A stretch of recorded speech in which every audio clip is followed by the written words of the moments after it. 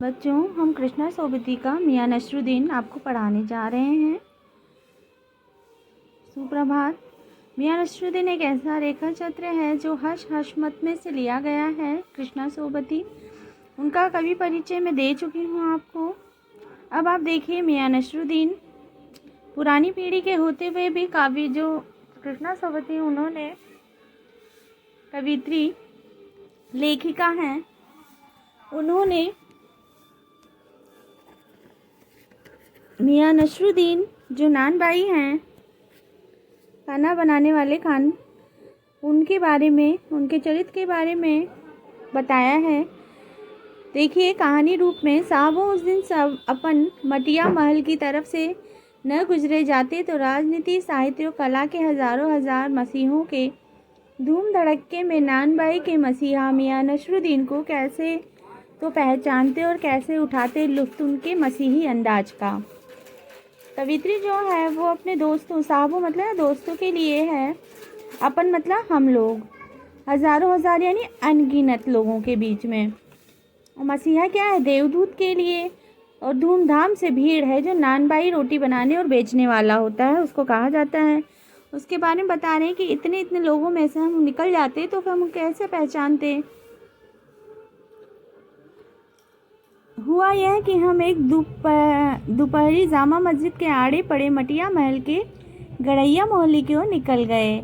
अब यहाँ पे बताया गया है कि वो कहाँ चले गए? मस्जिद की ओर से। मस्जिद की ओर जो मटिया महल थी, गढ़ के रूप में। एक निहायत मामूली अंधेरी सी दुकान का पर पटापट आटे का ढेर सनते देख ठिठके। सोचा सेवइयों की तैयारी होगी, पर पूछने पर मालूम हुआ कि खानदानी नानबाई मियां नसरुद्दीन की दुकान पर खड़े हैं। मियां मशहूर हैं 56 किस्म की रोटियां बनाने के लिए, यानी मियां नसरुद्दीन क्या थे? 56 किस्म की रोटियां बनाने के लिए बहुत ही मशहूर थे। नानबाई यानी रोटी बेचने वाला, बनाने वाला। तो निहायत यानी बिल्कुल, निहायत का अर्थ है बिल्कुल। यहाँ पे उन्होंने क्या किया है? उर्दू भाषा का, अरबी भाषा का समावेश किया है। हमने जो अंदर झांका तो क्या पाया? कवित्री कह रही है हमने जो अंदर झांका तो पाया मियाँ चारपाई पर बैठे बीड़ी का मजा ले रहे थे। मौसमों की मार से पका चेहरा, आंखों में काइयाँ, भोलापन, पेशानी पर मंजे हुए कारीगर के तेवर। यानी कि क्या? मौसमों की मार से पका चेहरा, मौसम यानी बुजुर्गी, थोड़ा सा बूढ़ापन था। आंखों में काइयाँ, आंखों में क्या थी? चालाकी थी। मतलब बुजुर्ग थे बट मतलब बहुत ज़्यादा वो फिर भी चालाक थे। भोलापन और पेशानी पर मंजे हुए कारीगर, यानी कि वो चालाक लग रहे थे। पेशानी, उनके माथे पर तेवर दिखाई दे रहा था। कौन सा भाव? कि मतलब मैं खानदानी हूँ, खानदानी भाव उनके चेहरे पे दिखा रहा था। हमें ग्राहक समझ मियाँ ने नजर उठाई, फरमाइए। कवित्री गई तो उन्होंने ग्राहक समझकर नजर उठाकर कहा कि फरमाइए मतलब कहिए क्या चाहिए। मतलब वो नानबाई तो बेचते थे तो उसी के लिए पूछ रहे थे। झिझक से कहा, आपसे कुछ एक सवाल पूछने थे, आपको वक्त हो तो? मियां नसरुद्दीन ने पंच हजारी अंदाज से सिर हिलाया। पंच हजारी जैसे जो सैनिक टुकड़ी में सैनिक दल का वो नहीं होता, सिर्फ गर्दन ऊपर नीचे करता है, उस तरीके से। निकाल लेंगे वक्त थोड़ा, पर यह तो कहिए आपको पूछना क्या है? उन्होंने कहा कि मैं वक्त निकाल लूँगा, लेकिन तुम्हें पूछना क्या है? फिर घूर कर देखा और जोड़ा। घूर के देख के उन्होंने जोड़ा, गिनती करी। मियाँ कहीं अखबार वीस तो नहीं हो? अखबार वीस कौन? मतलब पत्रकार, कि भाई कुछ मेरे बारे में जानने आए हो? यह तो खोजियों की खुराफात है। खुराफात मतलब शरारत होती। कौन होते हैं? पत्रकार, एक दूसरे की खोज करने वाले। तो वही वो सोच रहे थे, हम तो अखबार बनाने वाले और अखबार पढ़ने वाले दोनों को ही निठल्ला समझते हैं। क्या समझते हैं? निठल्ला समझते हैं। हाँ, कामकाज आदमी को इससे क्या काम है? खैर, आपने यहाँ तक आने की तकलीफ उठाई है तो पूछिए, क्या पूछना चाहते हैं? किसने कहा? मियां नसरुद्दीन ने। पूछना यह था कि किस किस की रोटी पकाने का इल्म आपने कहाँ से हासिल किया? इल्म मतलब ज्ञान, ज्ञान के बारे में कह रहे हैं कि आपने ये ज्ञान कहाँ से हासिल किया। मियां नसरुद्दीन ने आँखों के कंधे हम पर फेर दिए। आँखों के कंधे फेर देना मतलब कि आंखें घुमाकर उन पे देखा। देखने के बाद फिर तरे मतलब घूर कर थोड़ा सा या आंखों को बड़ा करके बोले, क्या मतलब? पूछिए साहब, नान भाई इल्म लेने कहीं और जाएगा? मतलब क्या पूछ रहे हैं आप कि नान भाई जो होता है बनाने वाला खानदानी, वो कहीं इल्म लेने, ज्ञान दूसरे घर थोड़ी ना जाएगा लेने? क्या नगीना साज के पास, क्या आईना साज के पास, क्या मीना साज के पास, क्या रफूगर रंगरेज या तेली तंबोली से सीखने जाएगा? यानी कि यहाँ पे क्या बोल रहा है, तरेट के में तान करे खींच कर आंखें देखी उसने। नगीना साज यानी जो नगीना अंगूठी में जड़ता है। आईना साज क्या होता है? जो आईना किसको कहते हैं? दर्पण को या शीशे को बनाने वाला। और मीना साज क्या है? जो सोने चांदी पर मीने का रंग नहीं चढ़ता, मीना होता है, उसके लिए मीना बनाने वाले, मीना का रंग चढ़ाने वाले के पास। रफूगर क्या होता है? फटे कपड़ों को जो धागे से जोड़ता है, रफू करना कहते हैं ना कपड़े में, उसके बाद। और रंगरेज क्या होता है? कपड़ों को रंगने वाला।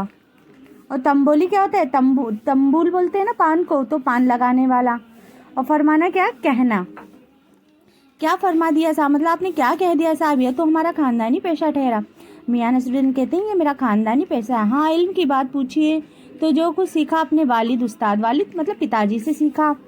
मतलब यह है कि हम घर से न निकले हैं कि कोई पेशा अख्तियार करें।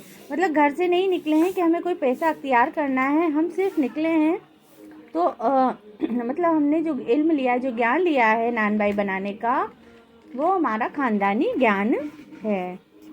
आगे देखिए बच्चों, बाप दादा का हुनर था वहीं उनसे पाया, और वालिद मरहूम के उठ जाने पर आ बैठे उन्हीं के ठिये पर। यानी बाप दादा का जो हुनर था, ज्ञान था, वही हमने पाया है। वालिद यानी अपने पिताजी के, मरहूम यानी इंतकाल, मतलब उनके पिताजी खत्म हो गए, स्वर्गवास हो गया, तो उनके स्वर्गवास के बाद वो आ गए उनके ठिये ठिकाने पर।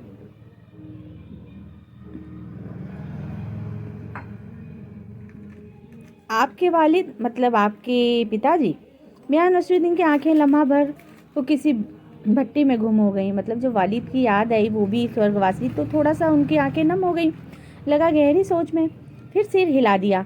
क्या आंखों के आगे चेहरा जिंदा हो गया? हाँ, हमारे वालिद साहब मशहूर थे मियां बरकत शाही नानबाई गढ़ैया वाले के नाम से। यानी उनके पिताजी की क्या नाम था? मियां बरकत शाही नानबाई गढ़ैया वाले के नाम से।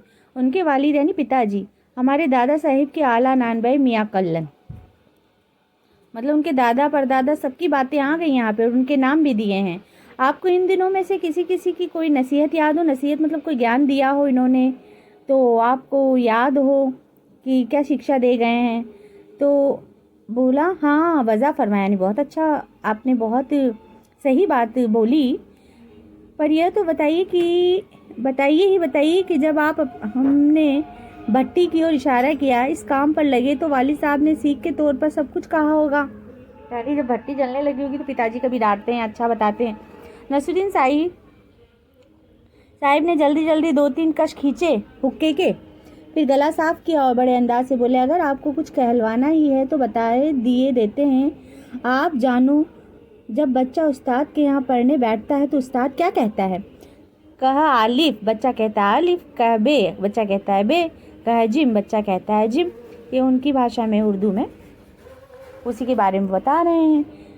इस बीच उस्ताद जोर का एक हाथ सिर पर धरता है और शागिर्द चुपचाप परवान करता है।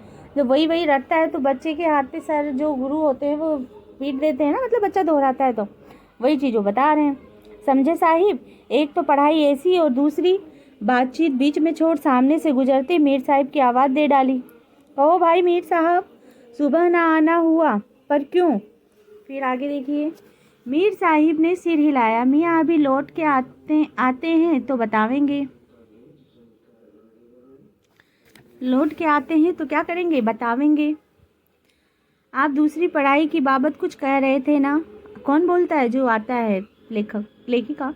इस बार मियाँ नसरुद्दीन ने सिर हिलाया कि सुकरात हो या हाँ, एक दूसरी पढ़ाई भी होती है। मतलब क्या होता है यहाँ पे कि सिर हिलाना यानी सिर पर मार दिया उन्होंने। शागिर्द मतलब चेला, परवान करना है, उन्नति की तरफ बढ़ना होता है। तो मदरसा स्कूल को कहते हैं। तो बोले अगर बच्चे को भेजा मदरसे में, स्कूल में, न कच्ची में बैठा न बैठा वो पक्की में, न दूसरी में, और बैठा जा बैठा तीसरी में, यानी ज्ञान ज़्यादा था तो तीसरी में कर दिया। अब हम ये पूछेंगे कि उन 3 जमातों का क्या हुआ। अब यहाँ पे जमात का मतलब कक्षा जो होती है उसका, एक लाइन से बैठना। क्या हुआ उन 3 क्लासों का? अपना ख्याल था कि मियां नसरुद्दीन नानभाई अपनी बात का निचोड़ भी निकालेंगे, पर हम वहीं पर दागते रहे। आप ही बताइए उन 2-3 जमातों का क्या हुआ। यह बात मेरी समझ के बाहर है। इस बार शाही नानभाई मियां कल्लन के पोते अपने बचे खुचे दांतों से खिलखिला के हंस दिए। नंदन उसके किसके पोते हैं? कल्लन के। कौन? मियां नसरुद्दीन, यानी वो क्या है? दादा। मतलब मेरा क्या साफ न था। लो साहिबो, साहिबो मतलब दोस्तों, अभी साफ हुआ जाता है, जरा सी देर को मान लीजिए। हम बर्तन धोना न सीखते, हम भट्टी बनाना न सीखते, भट्टी कौंस देना न सीखते, तो क्या हम सीधे सीधे नानबाई का हुनर सीख जाते?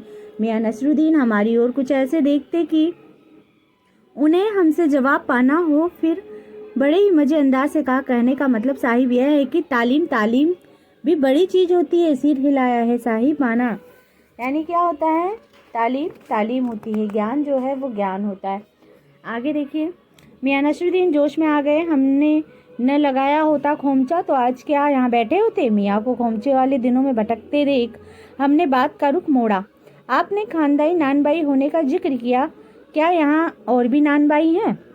मियाँ ने घूरा मतलब थोड़ी तिरछी नजर से देखा। बहुत तेरी, यानी बहुत सारी, पर खानदानी नहीं। सुनिए, दिमाग में चक्कर काट गई एक बात। हमारे बुजुर्गों से बादशाह सलामत नहीं हूँ कहा मियाँ नानबाई, कोई नई चीज खिला सकते हो? हुक्म कीजिए जहाँ पना। बादशाह सलामत ने फरमाया, कोई ऐसी चीज बनाओ जो न आग से पके हो न पानी से पके। क्या उनमें बनी ऐसी कोई चीज? क्यों न बनती साहिब, बनी, और बादशाह सलामत ने खूब खाई और खूब सराही मतलब खूब तारीफ की। आगे देखो, लगा हमारा आना कुछ रंग लाया चाहता है, बेसब्री से पूछा वह पकवान क्या था? कोई खास ही चीज होगी। मियाँ कुछ देर सोच में खोए, सोचा पकवान पर रोशनी डालने को कहा। नसरुद्दीन साहिब बड़ी रुखाई से बोले, यह हम न बतावेंगे, बस आप इतना समझ लीजिए कि एक कहावत है कि न के खानदान नानबाई कुएं में भी रोटी पका सकता है। यानी उन्होंने क्या किया? अपना हुनर नहीं बताया। कहावत जब भी गढ़ी गई हो हमारे बुजुर्गों के कर्तव्य पर ही पूरी उतरती है। मजा लेने के लिए टोका। कहावत यह सच्ची भी है कि मियाँ ने तरेरा मतलब घूरा और कहा, झूठी है। आप ही बताइए, रोटी पकाने में झूठ का क्या काम? झूठ से रोटी पकेगी क्या? पकती देखी है कभी? रोटी जनाब पकती है आँच से, समझे? सिर हिलाना पड़ा। ठीक फरमाते हैं। जबरदस्ती जो कवि थी उसको, लेखक को सिर हिलाना पड़ा। आगे देखिए,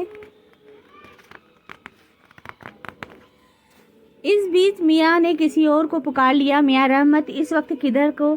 अरे वह लौंडिया ना आई रुमाली लेने। लौंडिया मतलब लेडी, उसके लिए, स्त्री के लिए कोई रुमाली मतलब रोटी से। शाम को मंगवा लीजिए। मियाँ एक बात और आपको बताने की जहमत उठानी पड़ेगी। जहमत मतलब कष्ट आपको बतानी पड़ेगी। रुमाल की तरह होती है, बहुत पतली रोटी है। जहमत है तकलीफ उठानी पड़ेगी। मियाँ ने एक और बीड़ी सुलगा ली। बीड़ी तो जानते ही हैं, पीने लगा। सो कुछ फुर्ती पा गए थे, मतलब बीड़ी पीते कुछ ज़्यादा फुर्ती आ गई। पूछिए, अरे बात ही तो पूछेंगे, जान तो न ले लेंगे। उसमें भी अब क्या देर, 70 के हो चुके थे। मियाँ नसरुद्दीन कितने साल के? 70 साल के। बुजुर्ग थे, बूढ़े थे। फिर जैसे अपने से ही कहते हैं, वालिद मरूम को कूच किए 80 पर, क्या मालूम हमें इतनी मोहलत मिले न मिले। यानी जो उनके पिताजी थे उनका स्वर्गवास 80 में हुआ था, वो 70 के हो गए थे, तो कह रहे हैं क्या पता अब हमें इतना समय मिले कि ना मिले। इस मजमून पर हमने कुछ कहने न बन आया तो कहा, अभी यही जानना था कि आपके बुजुर्गों ने शाही बावर्ची खाने में तो काम किया ही होगा। मियाँ ने बेरुखी से टोका, वह बात तो पहले ही हो चुकी है ना। हो तो चुकी साहिब, पर जानना यह था कि दिल्ली के किस बादशाह के यहाँ आपके बुजुर्ग काम किया करते थे। मियाँ नसरुद्दीन के जो वालिद वगैरह थे, उनके दादा, उनके बारे में पूछ रहे थे। अजी साहब क्यों बाल की खाल निकालने पर तुले हैं? मियाँ नसरुद्दीन ने कहा, कह दिया ना कि बादशाह के यहाँ काम करते थे, सो क्या काफ़ी नहीं? बादशाह मतलब राजा, राजाओं के राजा के यहाँ। हम खिसियानी हंसी, मतलब कहते हैं ना एक मुहावरा है, खिसियानी बिल्ली खंबा नोचे, तो वो खिसिया से गए कि मतलब बता तो दिया फिर भी पूछ रहे हो। है तो काफ़ी, पर जरा नाम लेते तो उसे वक्त से मिला लेते। वक्त से मिला लेते खूब, पर किसी के मिलाते जनाब आप वक्त से? मियाँ हंसे जैसे हमारी खिल्ली उड़ाते हों। वक्त से वक्त तो किसी ने मिलाया है आज तक। खैर पूछिए किसका नाम जानना चाहते, दिल्ली के बादशाह का ही ना। उनका नाम कौन नहीं जानता, जहाँ पर ना बादशाह सलामत ही है ना। कौन से? बहादुर शाह जफर की। मियाँ ने खींच कर कहा कि अलट पलट के वही बात लिख लीजिए, बस यही नाम। आपको कौन बादशाह के नाम चिट्ठी रुकवा भेजना है? डाक खाने वालों के लिए सही नाम पता ही ज़रूरी है। व्यंगपूर्ण बात कही उन्होंने मियाँ नसरुद्दीन ने।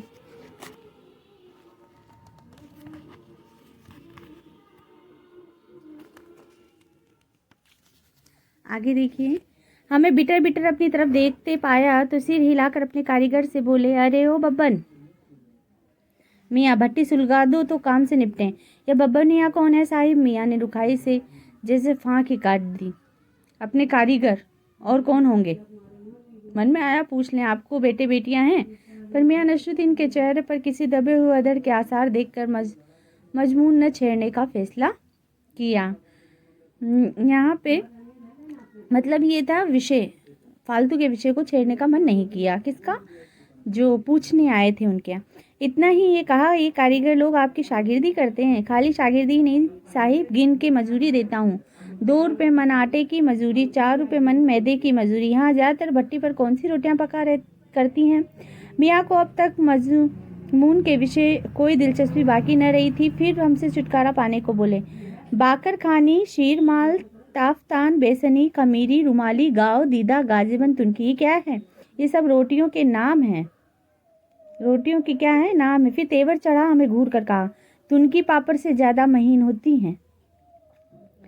मतलब कि क्या था? तुनकी पापड़ से महीन मतलब बहुत पतली होती हैं। जो पापड़ बेलते हैं उससे। किसी दिन खिलाएंगे आपको। एकाएक मियाँ की आंखों के आगे कुछ कौद गया। एक लंबी सांस भरी और किसी गुमशुदा याद को ताज़ा करने को कहा। उतर गए वे ज़माने और गए वे कद्रदान जो पकाने खाने की कद्र करना जानते थे।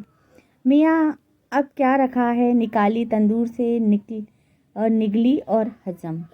मतलब कि यहाँ पे क्या है, गुमशुदा सब लोग क्या भूल गए हैं, कोई किसी की तारीफ नहीं करना जानता।